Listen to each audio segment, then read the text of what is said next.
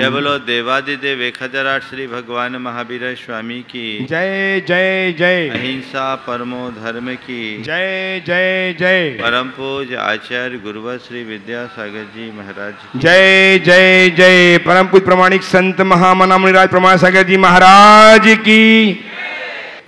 भावा जीवा जीवा पुन्नम पावम च आशवम तेषि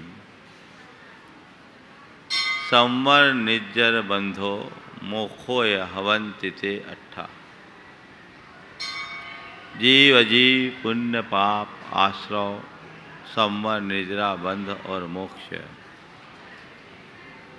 ये 9 तत्व है, 9 पदार्थ है और इन पर श्रद्धान करने से सम्यक दर्शन की प्राप्ति होती है। वस्तु के स्वरूप को जानने में ये मूल आधार है। इनके संदर्भ में जाने बिना, इनका श्रद्धान किए बिना हम वस्तु स्वरूप से परिचित नहीं हो सकते और जब तक वस्तु स्वरूप का ज्ञान न हो तब तक जीवन का कल्याण नहीं। जीवन और जगत की जो व्यवस्थाएं हैं वो वैसी नहीं हैं जैसी हम देखते हैं, वो कुछ और है और हमें दिखती कुछ और है। हमें बाह्य जगत का विस्तार दिखता है लेकिन अंतर जगत की तरफ हमारा ध्यान कम जा पाता है।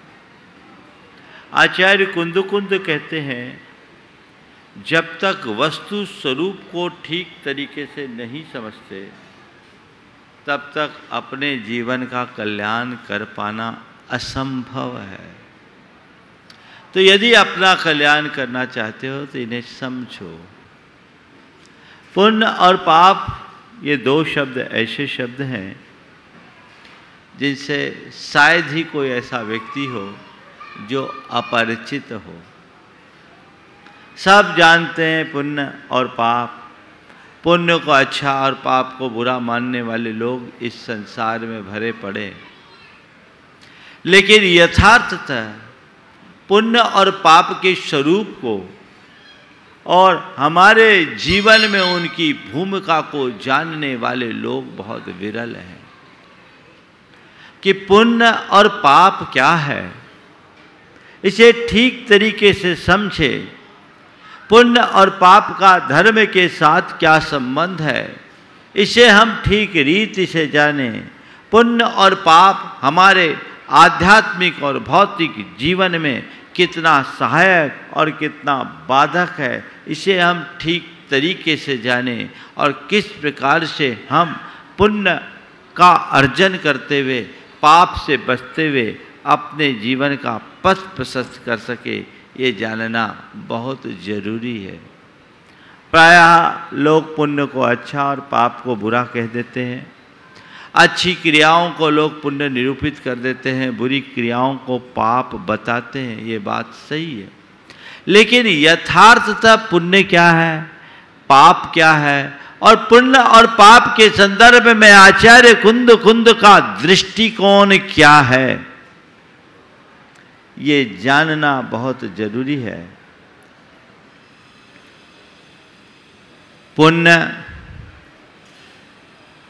पुण्य का बंध, पुण्य की क्रिया और पुण्य का भोग। पुण्य का बंध, पुण्य की क्रिया और पुण्य का भोग। पुण्य क्या है, किसे बोलते हैं पुण्य? आपने कभी सोचा? पुनाति आत्मानं पूयते अनेन इति पुण्यम। जो आत्मा को पवित्र करे वह पुण्य है।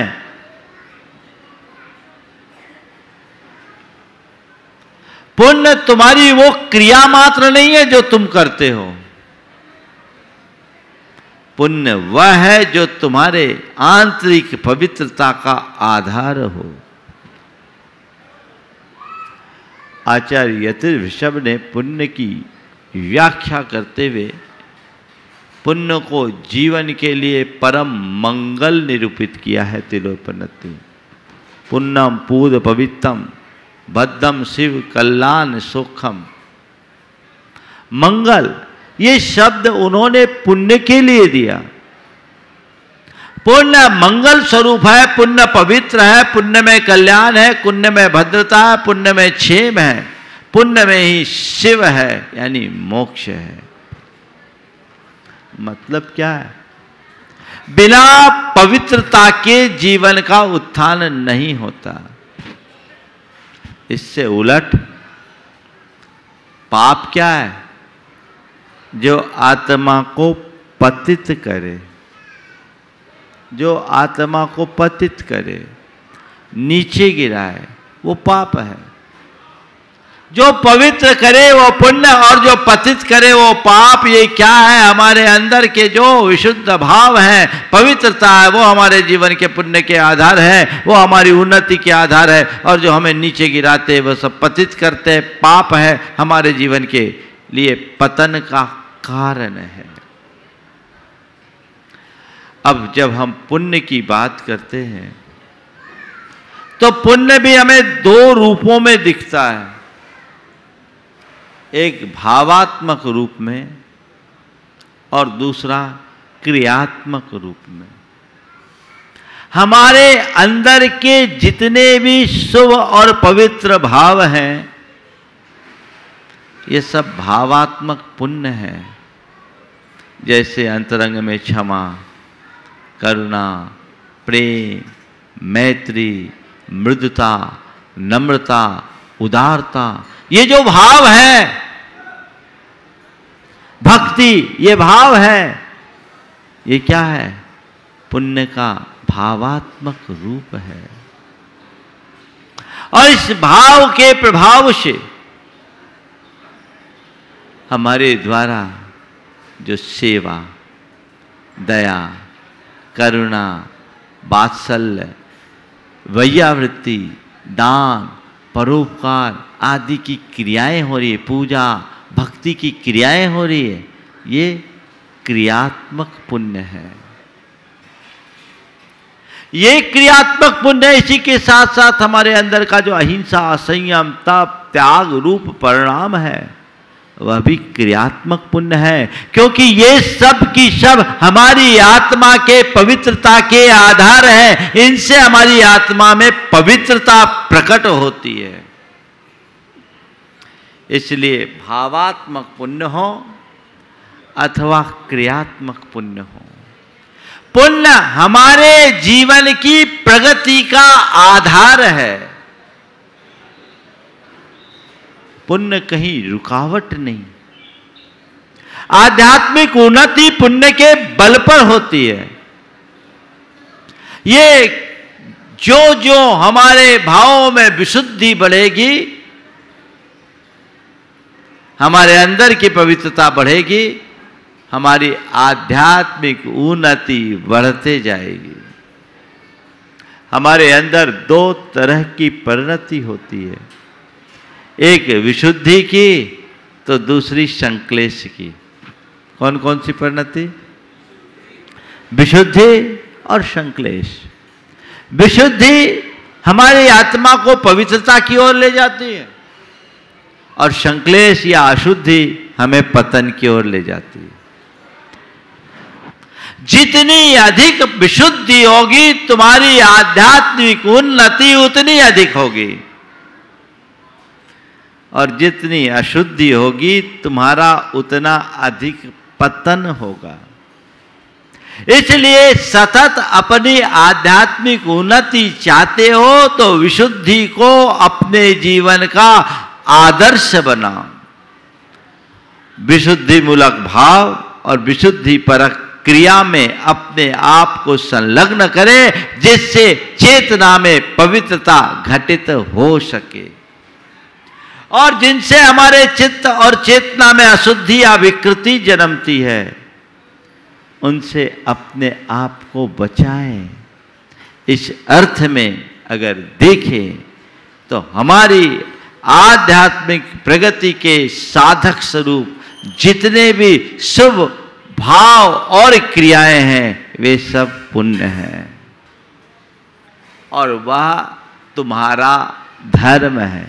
क्या है? धर्म। उसी में कल्याण है, उसके अभाव में कल्याण नहीं है। तो पुण्य क्या है? जो हमें पवित्र करे। आचार्यों ने तो पुण्य की व्याख्या करते हुए मूलाचार्य में कहा कि सम्यक दर्शन, ज्ञान और चरित्र से परिणत आत्मा ही पुण्य है। पुण्य पवित्रता का नाम है। आप धर्म का कार्य करते हैं, किस लिए करते हैं? किस लिए करते हैं? महाराज, पुण्य कमाने के लिए करते हैं, है ना? इसका मतलब क्या?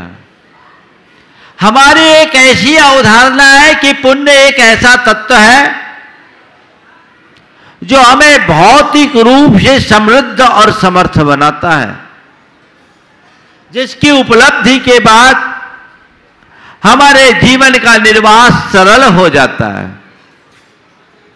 है ना? लेकिन संत कहते हैं ये पुण्य का एक रूप है, यही पुण्य नहीं। भौतिक समृद्धि प्रदान करने वाला पुण्य एक है, यथार्थ पुण्य तो आध्यात्मिक उन्नति करने वाला है। कदाचित भौतिक उपलब्धियां कर भी लो तो वो पुण्य तुम्हारे लिए प्रगति कराने की जगह डुबा भी सकता है, लेकिन आध्यात्मिक उन्नति करने की दिशा में किया गया पुण्य तुम्हारी चेतना का उत्थान ही करेगा, पतन नहीं। वो क्या है? अवधारणा बदलिए। मैं अक्सर कहता हूं, पुण्य कमाने के लिए धर्म मत करें। पुण्य कमाने के लिए धर्म मत करें, जीवन को पुण्य बनाने के लिए धर्म करें। आप किस लिए धर्म कर रहे हो? सम्मेद शिखर आए हो, किस लिए आए हो? पुण्य कमाने के लिए, है ना? निश्चित। अगर जीवन को पुण्य बनाने का प्रयोजन रखोगे तो न केवल पुण्य कमाओगे अपितु अपने पाप को भी मिटा पाओगे,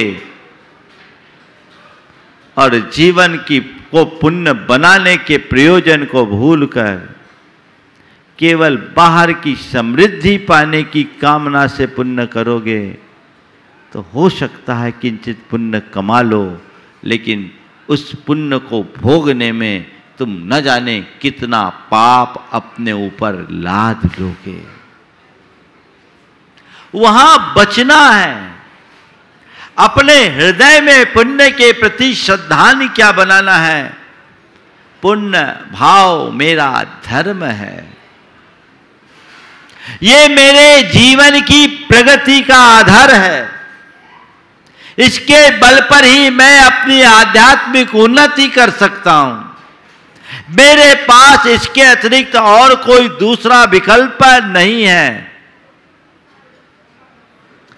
चाहे ये प्रवृत्ति रूप हो या निर्वृत्ति रूप। कई चीजें होती हैं हमारे जीवन में जिनको अपनाना बहुत जरूरी है। जो लोग इन बातों को नहीं समझ पाते वे ये कह देते कि जैन धर्म की विशेषता है कि पुण्य और पाप दोनों को समान माना जाता है, और पाप की तरह पुण्य को भी हे कहा जाता है। ये सब बातें, लेकिन ऐसा वे ही कहते हैं जिन्होंने ठीक रीति से धर्म के मर्म को नहीं समझा है। आचार्य कुंद कुंद के हार्द को नहीं जाना। जो इसे समझ ले वे कभी ऐसा नहीं कह सकते। पुण्य भाव कभी एक नहीं हो सकता। दया, करुणा, प्रेम, विनम्रता, नम्रता, मृदुता आदि सद्भाव जीवन की उन्नति के आधार है या अवनति के? और काम, क्रोध, लोभ, मोह, अहंकार जीवन के पतन के कारण है या उत्थान के? तो मैं पूछता हूं, हिंसा, क्रूरता और दया क्या दोनों समान हैं? काम, क्रोध और क्षमा, संयम, शील बराबर है? अहंकार और नम्रता क्या एक समान है? लोभ और संतोष क्या एक समान है? दोनों में जमीन आसमान का अंतर है। ये दोनों हमारे अंदर के भावात्मक परिणाम हैं। ये परिणाम प्रवृत्ति में भी है पुण्य का और निर्वृत्ति में भी है। जब हम दया, करुणा, सेवा, परोपकार आदि कार्य करते हैं, भक्ति आदि कार्य करते हैं, प्रवृत्ति दिखती है। लेकिन जब अहिंसा, संयम और तप आदि ध्यान करते हैं तो वो निर्वृत्ति की ओर है। दोनों हमारी प्रगति के आधार शुभ भाव है और शुभ भाव से पुण्य का सृजन होता है, ऐसा आचार्य कुंद कुंद कहते हैं। अशुभ भाव से पाप और शुभ भाव से पुण्य बंधता है। इसलिए इन बातों को ध्यान में रखो। पुण्य और पाप दोनों को एक समान मत मानो। दोनों अलग अलग है। जैसे नल के पानी को और नाली के पानी को क्या एक समान कहा जा सकता है? बोलो। पानी दोनों हैं, एक पीने योग्य है और एक छूने योग्य भी नहीं है, है ना? अब कोई नल का पानी, नाली का पानी दोनों एक समान कह दे, उसको क्या बोलेंगे? हाँ? और ऐसा आदमी नल की जगह नाली का पानी पी ले तो उसे हम क्या कहेंगे? संत कहते अभी तक तो इसी अज्ञान का परिणाम है कि तुम नाली का ही पानी पीते रहे हो और इसलिए तुम्हारा आंतरिक स्वास्थ्य विकृत हो गया है। काश तुम्हें नल के पानी का परिचय मिलता और तुम उसका पान करते तो तुम्हारे जीवन का निश्चित तौर पर उत्थान हो गया होता। एक बार की बात है, मैं समय सार का स्वाध्याय कर रहा था। एक सज्जन मेरे पास आए, बोले महाराज क्या चल रहा है? मैंने कहा समय सार। बोला महाराज जी कौन सा अधिकार है? मैंने कहा पुण्य पापाधिकार है। महाराज जी पुण्य पाप में क्या अंतर है? पुण्य पाप में क्या अंतर है? मैंने कहा पहला अंतर तो यही है, एक में 2.5 अक्षर, एक में 2 अक्षर। पुण्य में 2.5 अक्षर है, पाप में 2 अक्षर। नहीं महाराज जी हम तो निश्चय से पूछ रहे हैं कि निश्चय से पुण्य और पाप में क्या अंतर है। तो मैंने कहा भैया निश्चय से पूछते हो तो मैं तो यही कहूँगा निगोदिया जीव और सिद्ध भगवान दोनों समान हैं। निश्चय से देखो तो निगोदिया जीव और सिद्ध परमात्मा दोनों समान हैं, पर कल से तुम कहीं भगवान में मंदिर में भगवान की जगह निगोदिया की मूर्ति मत बिठाल देना। समान होने का अर्थ ये नहीं कि दोनों की स्वरूप भी समान है, शक्ति समान हो सकती है। कौन सी बात किस संदर्भ में कही गई है इसे हमें समझना है और यह विवेचन अभी 2-3 दिन तक चलेगा। मैं पुण्य की भी चर्चा करूंगा, पाप की भी चर्चा करूंगा। आज केवल भूमिका बना रहा हूं क्योंकि आचार्य कुंद कुंद ने कुछ स्थानों पर पुण्य और पाप को समान कहा है और कई स्थानों पर पुण्य और पाप को अलग अलग कहा है। लोगों ने संदर्भ नहीं समझा, इसलिए लोग परिणाम अपने अपने तरीके से ले रहे हैं। पर दोनों को समान मत समझना है। कहाँ समानता का अनुभव करना है और कहाँ असमानता को देखना है, और कर्म सिद्धांत के आलोक में पुण्य पाप का हमारे जीवन में क्या स्थान है, पुण्य पाप हमारी बीत राखता में कितना रोल रखते हैं, उनकी क्या भूमिका है। अब बात आई पुण्य बंध है। पुण्य बंध कैसे होगा?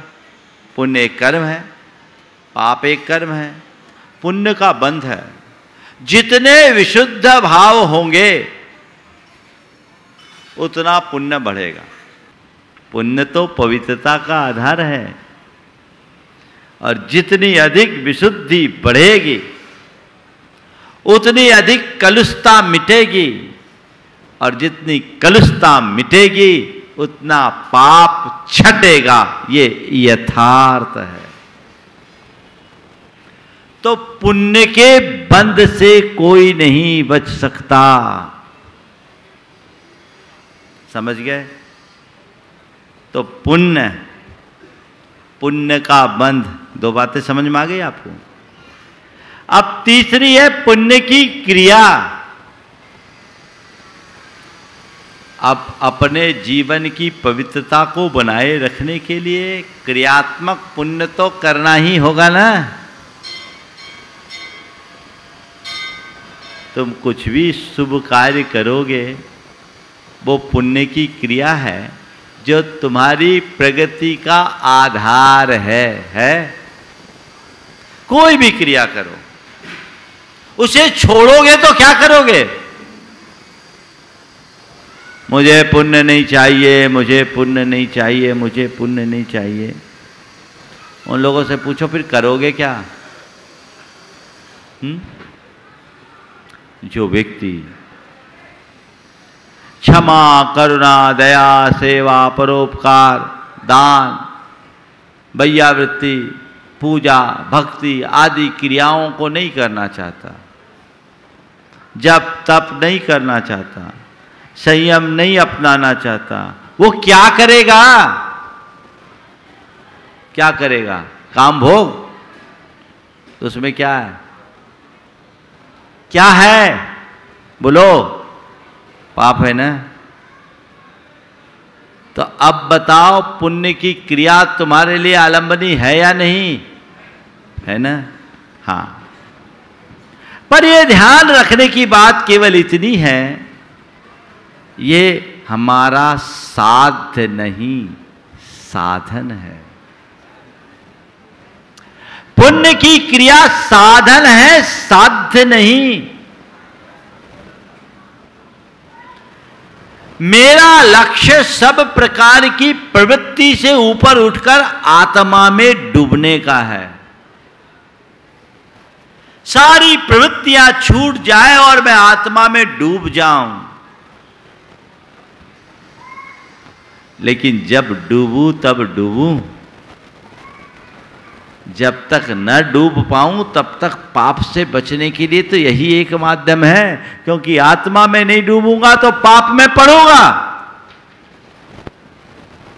तो रास्ता क्या है? क्या है? ये पुण्य का आलंबन लेकर के चलो। ये साधन है, साध्य नहीं। समझ गए? कोई आदमी तैरना न जानता हो और नदी में उतर गया तो क्या होगा? डूब जाएगा ना? डूबेगा कि नहीं? लेकिन ऐसे व्यक्ति को किसी ने एक ट्यूब पकड़ा दिया कि ले ट्यूब ले ले, जिससे तू डूबेगा नहीं। अब ट्यूब पकड़ करके वो आनंद ले रहा है और मगन हो गया, मैं तो तैराक बन गया। उसको हम क्या कहेंगे? बोलो। ट्यूब में तैर रहा है, डूब नहीं रहा है, लेकिन क्या वो तैराक बन गया? उसे चाहिए कि ट्यूब के सहारे हाथ पांव चलाने का अभ्यास करते रहे और धीरे धीरे तैराकी सीख ले, ताकि अपने बाहुओं के बल पर इस सागर को पार कर सके। समझ गए?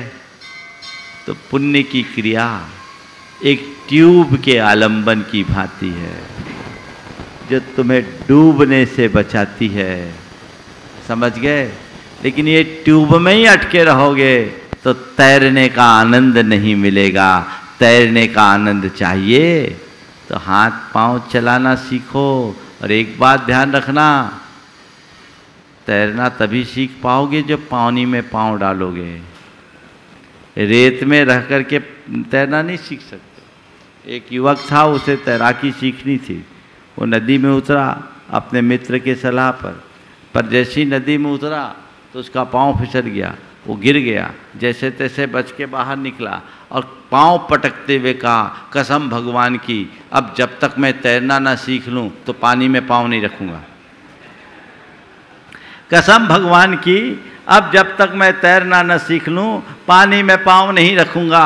उसके मित्र ने कहा, लगता है तू रेत में तैरना सीख करके पानी में उतरेगा, है ना? तो पानी में पांव रखो और डूबने से बचना है तो ट्यूब का आलम्बन लो। धीरे धीरे ट्यूब के बल पर तैरते तैरते तैरते तैरते अपने आप को इतना समर्थ बना लो कि बिना ट्यूब के भी तुम तैर सको और इस भव सागर से पार उतर सको। जब तक प्रवृत्ति है तब तक आलंबन है। जब पूर्ण निर्वृत्ति तो कोई आलंबन नहीं। उस समय इच्छा विरति है। मैं ये सारी रहस्यपूर्ण बातें आप सबको बताऊंगा, आचार्य कुंद के शब्दों में बताऊंगा। जब आचार्य कुंद कहते अपान मपना खलु रुंद दून दो पुण्य पाव जोगेशु इच्छा विरदोदु अन्नम्मी, जो आत्मा को आत्मा में स्थिर कर दिया है वह पुण्य पाप की क्रिया से ऊपर उठ गया है। लेकिन जो अभी आत्मा में डूबने की भूमिका में नहीं है, उसके लिए क्या है? कौन सी क्रिया धर्म है? पुण्य की क्रिया धर्म है ना? तो बोलो तुम्हारा धर्म क्या है? पुण्य की क्रिया। ये साधन है, लक्ष्य पुण्य है। कौन सा पुण्य? भाव पुण्य, पवित्रता को उत्पन्न करने वाला पुण्य। समझ गए? अब चौथी बात है पुण्य का फल, जिसकी ये वांछा आप सब लोग करते हैं। क्या फल चाहते हो आप लोग पुण्य का? है ना? आपकी नजर में पुण्य का फल क्या है? थोड़ा ये बताओ, क्या है तुम्हारी नजर में पुण्य का फल? महाराज ठाट बाट पुण्य का फल, भौतिक समृद्धि पुण्य का फल, नाम यश पुण्य का फल। अरे महाराज जलवा है पुण्य का फल, है ना? पेट और पेटी दोनों भरा रहे, ये पुण्य का फल है ना? ये फल हमारा साध्य नहीं होना चाहिए। हमारी मूलभूत अवधारणा ही यहां गड़बड़ाई हुई है। हमने उस पुण्य को महत्व दिया जो हमें बाहर से मजबूत बनाता है। हमने उस पुण्य को कभी महत्व नहीं दिया जो हमें भीतर से बलवान बनाता हो, जो भीतर से समृद्ध बनाता हो। तुम्हारी आध्यात्मिक पवित्रता ही तुम्हें अंदर से समृद्ध बनाएगी। बाहर की समृद्धि नहीं है। और ध्यान रखना, पुण्य तो मिला,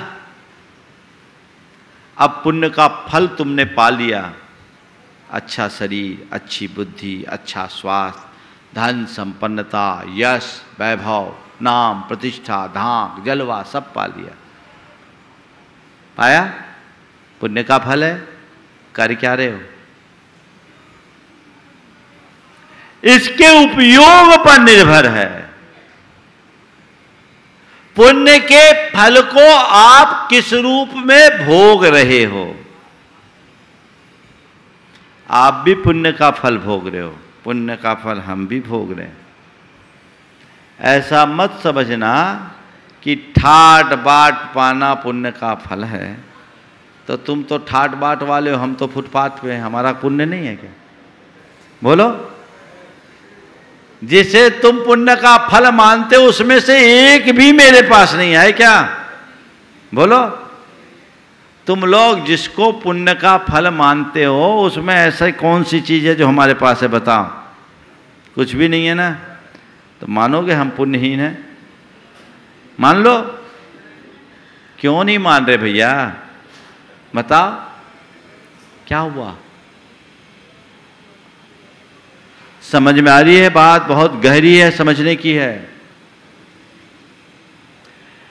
पुण्य तुम्हारे पास भी है, पुण्य हमारे पास भी है, पर तुम क्या कर रहे हो? पुण्य के फल को भोग रहे हो और हमने पुण्य के फल को त्यागा है। पुण्य के फल स्वरूप मेरे साथ पुण्य का फल मिला, अच्छा शरीर मिला, समर्थ इंद्रियां मिली, अच्छी बुद्धि मिली, अच्छा स्वास्थ्य मिला, पर मैं इन सब संयोगों को पाकर के क्या कर रहा हूं? इसका प्रयोग संयम में कर रहा हूं, तप में कर रहा हूं, त्याग में कर रहा हूं, परोपकार में कर रहा हूं, स्वपर के हित और उद्धार में कर रहा हूं, अपने आत्मा के कल्याण में कर रहा हूं। ये एक पुण्य का उपयोग है। और एक के पास पुण्य है, अच्छा शरीर है, मौज मस्ती कर रहा है, धन पैसा है, घूमने फिरने में लग रहा है, सुरा सुंदरी में जा रहा है, विषय भोगों में रत हो रहा है। तो अब बोलो वो क्या कर रहा है? क्या कर रहा है? एक व्यक्ति है जिसके पास धन है, वो उदारता अपना करके सेवा परोपकार का कार्य कर रहा है, और एक व्यक्ति है जिसके पुण्य के साथ धन है, वो धन से पापों में रत हो रहा है। बोलो कौन सही कार्य कर रहा है? अंतर दोनों में क्या है मालूम? एक वो है जो पुण्य के फल को त्याग रहा है, और एक वो है जो पुण्य के फल को भोग रहा है। क्या बोल रहा हूं? एक वो है जो पुण्य के फल को त्यागता है, और एक वो है जो पुण्य के फल को भोगता है। जो पुण्य के फल को भोगता है उसके ऊपर पाप का बोझ लगता है, और जो पुण्य के फल को त्यागता है उसकी आत्मा में पवित्रता आती है। क्या करना है?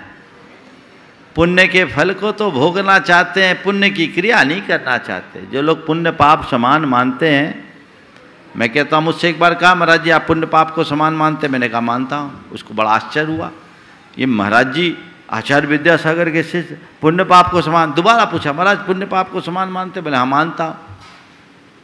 बोले महाराज पुण्य पाप समान होता है? महाराज कैसे? मैंने कहा भैया तुम पुण्य पाप की क्रिया को समान मानते हो, मैं पुण्य पाप के फल को समान मानता हूं। अंतर केवल इतना है।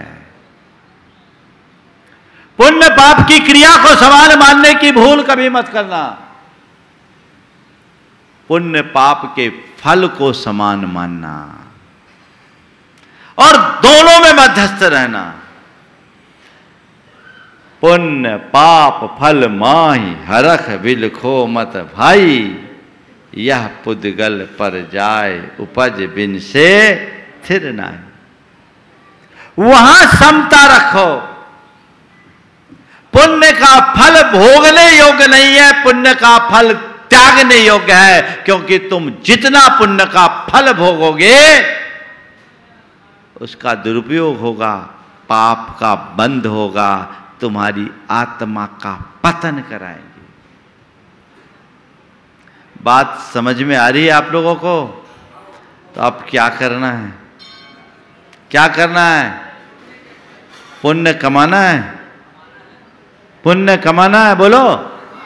नहीं कमाना, जीवन को पुण्य बनाना है। लक्ष्य बदलिए। पुण्य कमाते कमाते तो न जाने कितने भव बीत गए। अगर एक बार जीवन को पुण्य बना लिया तो सिद्धों की श्रेणी में अपना स्थान बना सकते हो। लक्ष्य वो रखो। जीवन को पुण्य बनाना है, पवित्रता को अपने जीवन का साध्य बना करके चलना है। कर्म अपने हिसाब से बंधेंगे और उसके लिए आलंबनी जो भी क्रियाएं हैं वो मुझे करते रहना है, पर पुण्य के फल का भोग करने की वांछा मन में नहीं रखनी है। पुण्य के फल के भोग से बचना है। धर्म और कुछ नहीं है, पुण्य के फल का त्याग है, भोग नहीं।